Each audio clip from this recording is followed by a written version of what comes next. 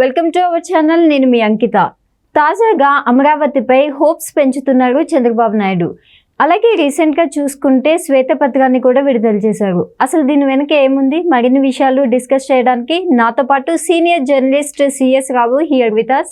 ఆయనతో మాట్లాడి మరిన్ని విషయాలు తెలుసుకుందాం. Hi sir. హలో సార్, రీసెంట్గా చూస్తే చంద్రబాబు నాయుడు గారు ఆంధ్ర ప్రజల్లో ఒక హోప్ని పెంచుతున్నారు. అంటే ఇదివరకు పోయినది అంతా కూడా ఇప్పుడు మళ్ళా రీబ్యాక్ అని చెప్పొచ్చు. సో ప్రతి ఒక్కరికి అమరావతి పైన ఒక హోప్ అయితే ఉంది.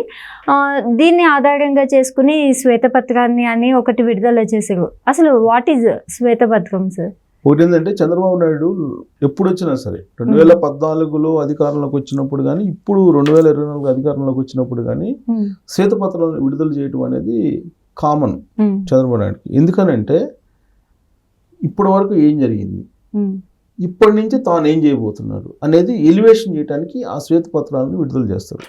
అంటే 2019 నుంచి 2024 ఎన్నికల ముందు వరకు జగన్మోహన్ రెడ్డి ఏమేం చేశారు, అది మైనస్ కానీ లేదా ప్లస్ కానీ, దాన్ని ఎలివేట్ చేస్తారు, అంటే ప్రజల్లోకి తీసుకెళ్తారు. సో ఈ జగన్మోహన్ రెడ్డి చేసినటువంటి తప్పులు ఏమున్నాయి ఈ మొత్తానికి చూపించిన తర్వాత, ఇంత డిజాస్టర్లో ఆంధ్రప్రదేశ్ని తీసుకొచ్చాడు జగన్మోహన్ రెడ్డి.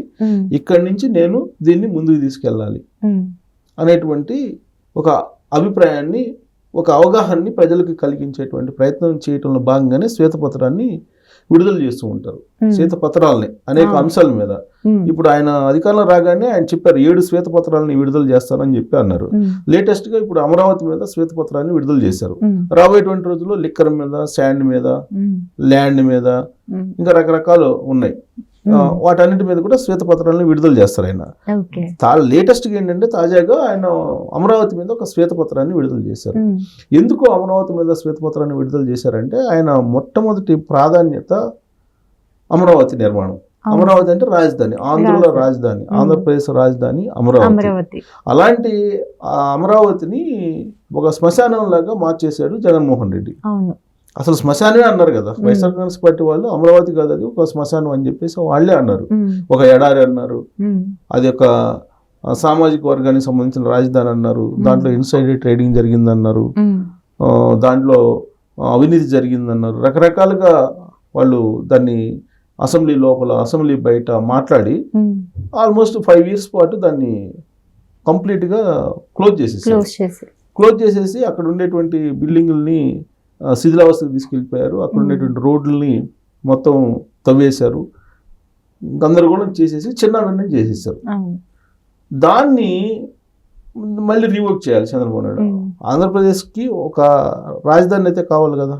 భారతదేశంలో ఉండేటువంటి రాష్ట్రాలన్నిటికీ కూడా రాజధానులు ఉన్నాయి, కానీ ఆంధ్రప్రదేశ్కి మాత్రం రాజధాని లేదు.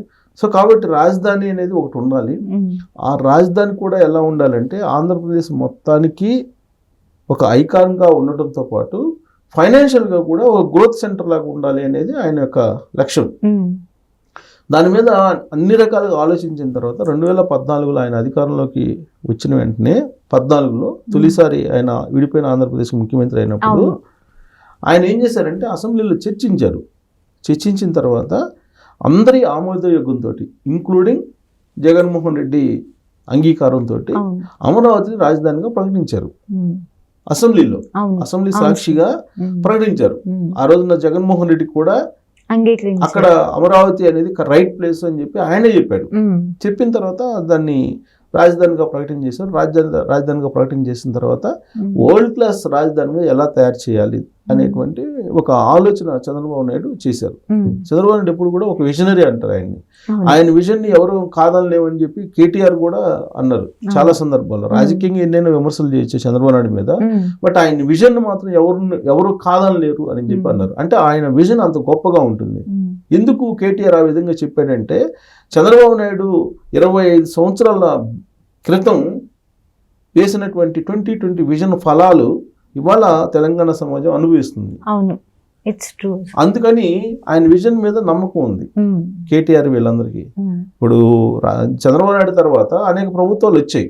2004లో చంద్రబాబు నాయుడు ఉమ్మడి ఆంధ్రప్రదేశ్కి ఉన్నారు అప్పటి వరకు. ఆ తర్వాత 2004లో రాజశేఖర రెడ్డి అధికారంలోకి వచ్చారు. రాజశేఖర రెడ్డి అధికారంలోకి వచ్చినప్పుడు కూడా చంద్రబాబు నాయుడు విజన్ 2020 ఏదైతే ఉందో దాన్ని కంటిన్యూ చేశారు. ఆ తర్వాత వచ్చిన ముఖ్యమంత్రి రోసియా కంటిన్యూ చేశారు. ఆ తర్వాత వచ్చిన ముఖ్యమంత్రి కిరణ్ కుమార్ రెడ్డి అదే కంటిన్యూ చేశారు. ఆ తర్వాత రాష్ట్రం విడిపోయింది. విడిపోయిన తర్వాత వచ్చినటువంటి కేసీఆర్ కూడా చంద్రబాబు నాయుడు విజన్ని కంటిన్యూ చేశారు. ఇప్పుడు రేవంత్ రెడ్డి కూడా అదే చేస్తున్నారు. రేవంత్ రెడ్డి అనివార్యంగా ఆయన శిష్యుడి కాబట్టి చంద్రబాబు నాయుడు విజన్ ఎలా ఉంటుంది అనేది ఆయనకి తెలుసు కాబట్టి ఖచ్చితంగా అదే కంటిన్యూ చేస్తారు. దాని ఫలితంగానే ఇవాళ ప్రపంచంలో హైదరాబాద్కి ఒక ప్రత్యేకమైన గుర్తింపు, తెలంగాణకు ఒక ప్రత్యేకమైన గుర్తింపు వచ్చింది. ఇవాళ ఏ మూలకు పోయినా కానీ తెలంగాణలో ఎకరం భూమి కావాలంటే యావరేజ్న 30 నుంచి 40 లక్షలు ఉంది. హైదరాబాద్లో 100 కోట్ల ఎకరం పోయిందంటే దానికి కారణం ఎవరు? ఆ రోజు 25 సంవత్సరాల క్రితం చంద్రబాబు నాయుడు వేసినటువంటి విజన్ బీజాలు. అందుకే చంద్రబాబు నాయుడు అక్కడ కూడా ఇలాంటి రాజధాని ఒకటి కావాలి, అది కూడా ఆంధ్రప్రదేశ్ రాష్ట్రాన్ని ఆదుకునేలాగా కావాలి అనేటువంటి ఒక విజన్ తోటి భారతదేశంలో ఎక్కడా లేని విధంగా భూ సమీకరణ చేశారు. సేకరణ కాదు, భూ సమీకరణ చేశారు. భూ సేకరణకి సమీకరణకి తేడా ఉంది. భూసేకరణ అంటే ప్రభుత్వం నిర్బంధంగా తీసుకుంటుంది, చట్టం కూడా ఉంది తీసుకోమని. భూ సమీకరణ చేశాడు ఆయన. అంటే ఎవరికి వాళ్ళే స్వచ్ఛందంగా ఉండేటువంటి రైతులు రాజధాని కోసం మేము భూములు ఇస్తామని చెప్పి స్వచ్ఛందంగా బయటకు వచ్చేలాగా వాళ్ళని అవేర్నెస్ కల్పించి వాళ్ళల్లో 33,000 ఎకరాలు ఆయన రాజధాని కోసం తీసుకోగలిగారు. తీసుకొని ఆయన ఏం చేశారు? సింగపూర్ కన్సార్టియం తోటి ఒక సిఆర్డిఏ అనేదాన్ని ఒకదాన్ని క్రియేట్ చేసి ఒక ఇండివిజువల్గా ఉండేటువంటి ఒక బాడీని దానికి చట్టబద్ధత చేసి ఆ సిఆర్డిఏ ద్వారా సింగపూర్ కన్సార్టియం తోటి ఒక ఒప్పందం ఎంఓయూ చేసుకొని దాని డిజైన్ని రూపకల్పన చేసి పనులు ప్రారంభించాడు.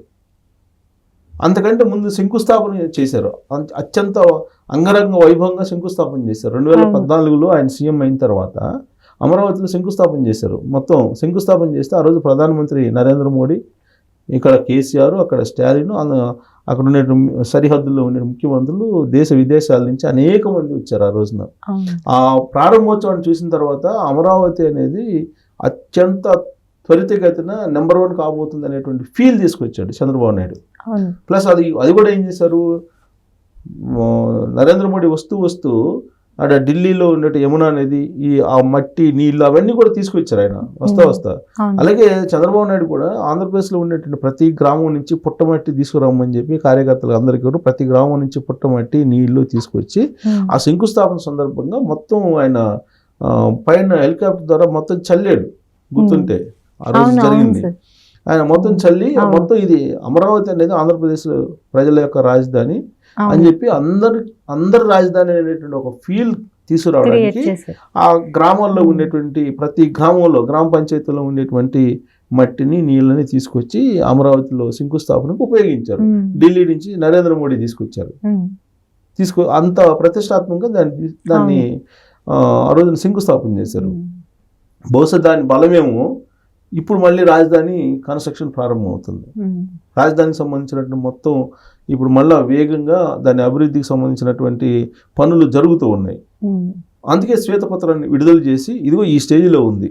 2016లో శంకుస్థాపన చేసినప్పుడు ఆ తర్వాత 2019 వరకు ఎంత డెవలప్ జరిగింది, అక్కడి నుంచి ఎంత డౌన్ అయింది, మళ్ళీ ఇప్పుడు మనం ఎలా చేయాలి అనే దాని మీద ఒక శ్వేతపత్రం విడుదల చేసి అమరావతిని రాజధానిగా ఏ విధంగా రాబోయేటువంటి రోజుల్లో ఒక ఆర్నమెంట్గా తయారు చేయాలి అనే దాని మీద ఇప్పుడు చంద్రబాబు నాయుడు ఉన్నారు. అందుకే ఆయన హోప్స్ పెంచుతున్నారు అమరావతి మీద.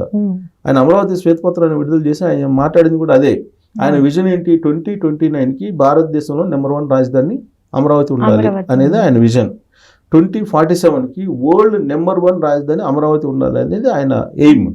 సరే, ఇప్పుడు ఏపీ ఎలక్షన్స్ తర్వాత సీఎం చంద్రబాబు నాయుడు గారు గెలవడం అనేది జనాల్లో మీరన్నట్టే ఒక హోప్ క్రియేట్ అయిపోయింది. సో అమరావతి అసలు ఏ లెవెల్లో ఉండబోతుంది అనుకుంటున్నాం సార్? ఇప్పుడు ఆల్రెడీ దానికి సంబంధించిన డిజైన్స్ కానీ దానికి సంబంధించి ఫుల్ పెజ్డ్గా అమరావతి పూర్తి అయితే ఎలా ఉంటుందని కానీ ఆల్రెడీ గ్రాఫిక్స్లో ఆల్రెడీ చూశారు చాలామంది. అవి గ్రాఫిక్స్ మాత్రమేను, వాస్తవం కాదని చెప్పి ప్రచారం చేసి 2019లో వైఎస్ఆర్ కాంగ్రెస్ పార్టీ అధికారంలోకి వచ్చింది. ఇప్పుడు తెలుసుకుంది 2019 నుంచి 2024 మధ్యలో జగన్మోహన్ రెడ్డి పరిపాలన చూసిన తర్వాత లేదు జగన్మోహన్ రెడ్డి తప్పు చేశాడు, విధ్వంసం చేశారు రాజధానిని. చంద్రబాబు నాయుడు ఏదైతే గ్రాఫిక్స్ చూపించారో 2019 ఎలక్షన్ ముందు, ఆ గ్రాఫిక్స్ని వాస్తవంగా మనం చూసేవాళ్ళవి. అప్పుడు కనుక ఆయన్ని ఓడించకపోతే అనేటువంటి ఒక పునరాలోచన చేసి ప్రజలు 2024లో చంద్రబాబు నాయుడుకి అప్పచెప్పారు. ఒకవేళ మళ్ళీ జగన్మోహన్ రెడ్డి వచ్చినట్టయితే ఇంక మర్చిపోవటం అమరావతిని. అదే వైజాగ్ ఆయన చేసి చేయగలిగేది. ఇప్పుడు తాజాగా వైజాగ్ విషయంలో ఎల్వి సుబ్రహ్మణ్యం మాజీ చీఫ్ సెక్రటరీ ఆయన చెప్పినటువంటి మాటల ప్రకారం జగన్మోహన్ రెడ్డి వైజాగ్ వెళ్తే వైజాగ్ స్టీల్ ప్లాంట్ భూములన్నీ లాగేసుకొని అక్కడ రాజధాని నిర్మించి చేయాలనుకున్నాడు అనేటువంటి ఒక భయంకరమైనటువంటి న్యూస్ని ఆయన చెప్పాడు. చీఫ్ సెక్రటరీగా ఉన్నాడు కాబట్టి ఆయనతో డిస్కస్ చేసి ఉంటాడు జగన్మోహన్ రెడ్డి. కాబట్టి చాలా ప్రమాదాల నుంచి ఆంధ్రప్రదేశ్ బయటపడింది జగన్మోహన్ రెడ్డిని ఓడించడం ద్వారా. సో ఇప్పుడు రాజధాని అమరావతికి సంబంధించినటువంటి హోప్స్ పెరుగుతున్నాయి. మళ్ళీ రాజధాని అమరావతి అనేది ఎలా ఉంటుంది, ఎలా ఉండబోతుంది అనేటువంటి ఒక ఆశలు ఆంధ్రప్రదేశ్ ప్రజల్లో కలుగుతున్నాయి. ఇప్పుడు ఆల్రెడీ చంద్రబాబు నాయుడు ముఖ్యమంత్రి అయిన తర్వాత అక్కడ ల్యాండ్ వాల్యూస్ పెరిగినాయి, రిజిస్ట్రేషన్ జరుగుతున్నాయి. రిజిస్ట్రేషన్ జరిగిన కారణంగా నీకు ఆల్రెడీ రెవెన్యూ వస్తుంది ప్రభుత్వానికి. ఇప్పుడు ఏ విధంగా అయితే హైదరాబాద్ రేట్లు పెరిగినాయో అలాగే అక్కడ కూడా ఇప్పుడు పెరుగుతున్నాయి. ఒకప్పుడు అమరావతి రేట్లతో కంపేర్ చేసుకుంటే హైదరాబాద్లో తక్కువ ఉండేవి. ఈ 5 సంవత్సరాలు డిజాస్టర్ కాబట్టి తగ్గిపోయాయి. కానీ ఇప్పుడు మళ్ళీ హైదరాబాద్ తోటి కాంపిటేట్ అవుతుంది. సో కాంపిటేట్ అవుతుందంటే దట్ మీన్స్ ఏంటి, ప్రాపర్టీ వాల్యూ పెరిగిందంటే అది ఆస్తే కదా. సో ఇప్పుడు జగన్మోహన్ రెడ్డి సచివాలయాన్ని తాకట్టు పెట్టుకున్నారండి మొన్న. అది ఆస్తి క్రియేట్ అయింది కాబట్టి పెట్టుకున్నాడు. లేకపోతే ఆస్తి వాల్యూ పెరగకపోతే ఆ వాల్యూకి తగిన విధంగానే కదా వాళ్ళు లోన్లు ఇచ్చినా లేకపోతే ఇంకోటి ఇచ్చినా వాల్యూ లేనటువంటి భూమికి అయితే ఇవ్వరు కదా. సో ఇవాళ చంద్రబాబు నాయుడు రాగానే కొన్ని లక్షల కోట్ల రూపాయల ఆదాయం కనిపిస్తుంది. ఇప్పుడు వైఎస్ఆర్ కాంగ్రెస్ పార్టీ వాళ్ళు ఏమంటున్నారు, చంద్రబాబు నాయుడు ఆదాయాన్ని సృష్టిస్తానని చెప్పేసి అన్నాడు కదా. ఎక్కడ సృష్టించాడు? ఆయన 5,000 కోట్లు అప్పు తీసుకొచ్చి జూలై 1న పెన్షన్లు ఇచ్చాడు, అలాగే జీతాలు ఇచ్చాడు. ఆయన వెంటనే రాగానే 5,000 కోట్ల రూపాయలు అప్పు చేసేసాడు అని చెప్పి హోరెత్తిస్తున్నారు సొంత మీడియాలో. కానీ ఆయన వచ్చిన తర్వాత గజం 10,000 6,000 ఉండేది, ఇవాళ 50,000-60,000 అయిందంటే ఇప్పుడు అది ఎన్ని లక్షల కోట్ల వర్త్ ఉండేటువంటి ప్రాపర్టీ, అది క్రియేషనే కదా. ఇప్పుడు ఆ ఏరియాలో ఉండేటువంటి మొత్తం ఆ ఏరియానే కాదు, మొత్తం చుట్టుపక్కల గుంటూరు, విజయవాడ మొత్తం కూడా ఆ వాల్యూ అనేది అసలు మనం అంచనా వేయగలమా? అంచనా వేయగలం అసలు? సో క్రియేషన్ అంటే అదే కదా. చంద్రబాబు నాయుడు క్రియేషన్ అంటే ఇప్పుడు ఆ ప్రాపర్టీస్ వాల్యూ పెరిగిందంటే అది క్రియేషనే కదా. ఎవరికో ఇప్పుడు ప్రైవేట్ వ్యక్తి అనుకో దాన్ని తాకట్టు పెట్టుకొని అవసరమైతే డబ్బులు తీసుకుంటాడు. ప్రభుత్వం అనుకో దీన్ని తీసుకెళ్ళి తాకట్టు పెట్టుకొని డబ్బులు తీసుకొచ్చుకుంటాడు. ప్రాపర్టీ వాల్యూ పెరిగింది కదా. సో సృష్టి అంటే అలా సృష్టించాడు. వాళ్ళకి ఇప్పటికి కూడా సృష్టి అంటే ఏంటనేది వాళ్ళకి అర్థం కావట్లేదు. సో అంటే వాళ్ళు విమర్శించడం కాదు, ప్రతిపక్షంలో ఉన్నారు కాబట్టి వాళ్ళు యాంగిల్లో వాళ్ళు మాట్లాడతారు, అది వేరే విషయం. బట్ మనకు కనిపిస్తుంది కదా అక్కడ అసెట్ వాల్యూ పెరిగినది కనిపిస్తుంది కదా. సో కాబట్టి హోప్స్ అనేది అమరావతి మీద పెంచుతున్నారు. దానికి తగిన విధంగా చంద్రబాబు నాయుడు అంటే ఒక brand, international brand, not only national brand, international brand Chandrababu Naidu. So కాబట్టి ఆయన బ్రాండ్ని చూసి ఆయన సీఎంగా ఉన్నారు కాబట్టి రిలయన్స్ వాళ్ళు కానీ, లేదా అదానీ వాళ్ళు కానీ, అంబానీ వాళ్ళు కానీ, లేదంటే ఇతరత్ర టాప్ కార్పొరేట్ సంస్థలు ఏవైతే ఉన్నాయో అవన్నీ కూడా ఆంధ్రప్రదేశ్ వైపు చూస్తూ ఉన్నాయి. ఇంకోటి ఏంటంటే లేటెస్ట్ జస్ట్ చంద్రబాబు నాయుడు ముఖ్యమంత్రి కాగానే ఫస్ట్ వీక్లో జరిగింది ఏంటంటే విజయవాడ నుంచి డైరెక్ట్గా ముంబైకి ఫ్లైట్ వేశారు. అంతకుముందు డైరెక్ట్గా సింగపూర్ ఫ్లైట్ ఉండేది. జగన్మోహన్ రెడ్డి వచ్చిన తర్వాత పోయింది. జనరల్గా ఏంటంటే మనకు ఒక రాష్ట్రం బాగుంది అనడానికి ఉదాహరణ ఏంటంటే ఎయిర్ ట్రాఫిక్ని బట్టి ఆ రాష్ట్రం యొక్క ఆదాయ పరపతి ఎలా ఉంది అనేది నిర్ధారిస్తారు ఇంటర్నేషనల్గా. అసలు అక్కడ ఫ్రీక్వెన్సీ లేదు కదా, ఇప్పుడు ఎయిర్ ఫ్రీక్వెన్సీ లేదు కదా. ఇంతకుముందు డైరెక్ట్గా అసలు అమెరికాకి ఫ్లైట్ వేయాలని ఆలోచించాడు చంద్రబాబు నాయుడు. ఉన్నటువంటి సింగపూర్ ఫ్లైట్ని తీసేసాడు జగన్మోహన్ రెడ్డి. సో ఇప్పుడు మళ్ళీ ఎయిర్ ట్రాఫిక్ పెరుగుతుంది. సో కాబట్టి ఇవన్నీ కూడా ఆయన ఉన్నటువంటి ఇంటర్నేషనల్ బ్రాండ్ ద్వారా అమరావతి మీద బాగా హోప్స్ పెంచుతున్నారు.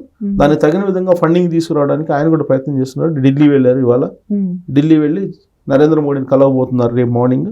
కలిసిన తర్వాత అమరావతికి ఫస్ట్ ఫేజ్లోనే 40,000 కోట్ల రూపాయలు అలాట్ చేసేదానికి కూడా ప్రయత్నం జరుగుతుంది. కాబట్టి 3 ఫేజుల్లో అమరావతిని 2029 కల్లా ఆల్మోస్ట్ కంప్లీట్ చేసేయాలి అనేటువంటి ఒక రూపు తీసుకురావాలి అనేటువంటి ఒక ఆలోచన అయితే చేస్తున్నారు. అందుకే హోప్స్ పెరుగుతున్నాయి. ఈ శ్వేతపత్రం ద్వారా మరింత హోప్స్ని ఆయన పెంచడం ద్వారా ఆంధ్రప్రదేశ్కి ఒక ఫీల్ గుడ్ ఫ్యాక్టర్ని, ఒక కొత్త లుక్ని తీసుకొచ్చేటువంటి ప్రయత్నం చేస్తున్నారు. ఫలితంగా ఉపాధి అవకాశాలు పెరుగుతాయి, ఉద్యోగాలు వస్తాయి, ఇవన్నీ కూడా వచ్చేటువంటి అవకాశం ఉంది. హోప్స్ పెరుగుతుంది. ఫస్ట్ ఆఫ్ ఆల్ హోప్స్ ఉన్నప్పుడే నువ్వు ముందుకెళ్ళవు, హోప్ ఉన్నప్పుడే ముందుకెళ్ళగలవు, అదర్వైజ్ వెళ్ళలేవు కదా. నిరాశ నిస్పృహల్లో ఉన్నప్పుడు నువ్వు ముందుకెళ్ళవు. అంటే ఆంధ్రప్రదేశ్ ఏదో జరుగుతుంది, అక్కడ ఏదో చేస్తున్నాడు చంద్రబాబు నాయుడు, అక్కడ ఏదో జరిగిపోతుంది అన్నప్పుడు ఆటోమేటిక్గా అందరి కాన్సన్ట్రేషన్ అక్కడ పెరుగుతుంది. అప్పుడు ఆటోమేటిక్గా గ్రోత్ అనేది ఇప్పుడు అదే అక్కడ జరుగుతుంది. అది పెంచడానికి శ్వేతపత్రాన్ని రిలీజ్ చేశాడు Chandrababu Naidu. Okay, thank you so much. Thank you.